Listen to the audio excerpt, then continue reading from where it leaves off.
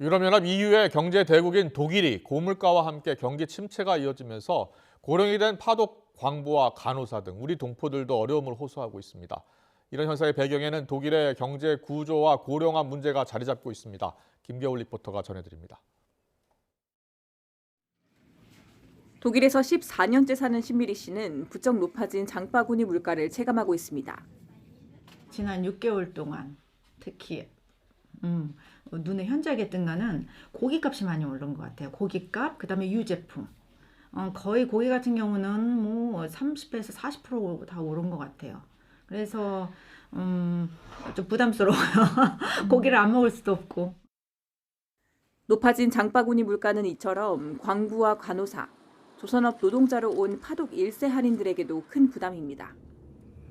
대부분 70대가 넘은 파독 1세대는 연금으로 생활을 이어가는 만큼 생활비의 무게를 더 크게 느끼고 있습니다.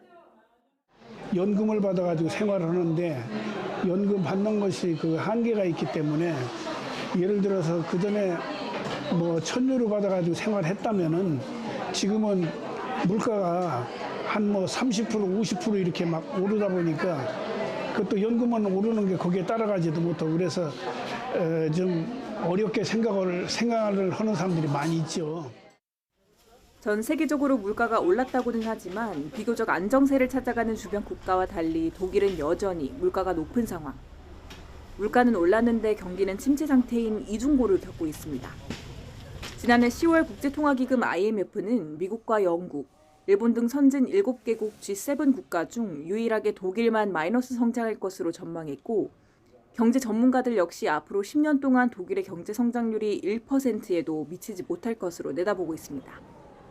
동서독 통일 이후 침체에 빠졌던 2000년대 초반 경제 성장률인 2%보다 낮은 수치입니다. Dekaden das Wachstum in Deutschland regelmäßig unter 1% sein wird. Das ist unser sogenanntes Potenzialwachstum, irgendwie so etwas um 0,7 bis 0,8%. Und gemessen daran ist das, was wir jetzt für das nächste Jahr erwarten, die meisten Wirtschaftsforschungsinstitute von einem halben Prozent gar nicht so. 이런 경기 침체 배경에는 독일의 특수한 경제 구조 등 여러 요인이 얽혀 있습니다. 러시아의 에너지 의존도가 높은 데다 수출은 중국을 중심으로 이뤄지다 보니 우크라이나 전쟁과 미중 갈등의 직격탄을 맞은 것으로 분석됩니다. 여기에 고령화가 빠르게 진행되면서 경기의 주축인 제조업에서 노동 인구가 줄어드는 것도 문제로 지적됩니다.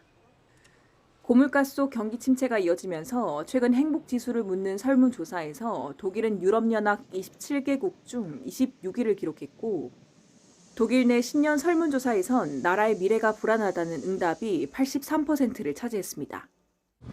Ich glaube, es geht vor allem darum, dass die Leute besorgt sind und Angst haben.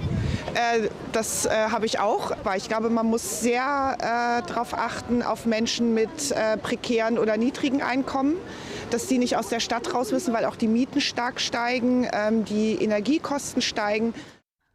유럽연합 경제의 4분의 1 규모를 차지하는 독일의 경기 침체가 계속 이어진다면 EU 전체의 성장률 하락과 실업률 급증이 우려되는 상황. 난관을 극복해가고 있다고 강조하는 독일 정부가 과연 맞춤형 해법을 마련하게 될지 한인들을 비롯한 독일 사회 전체가 주목하고 있습니다. 독일 함부르크에서 YTN 월드 김겨울입니다.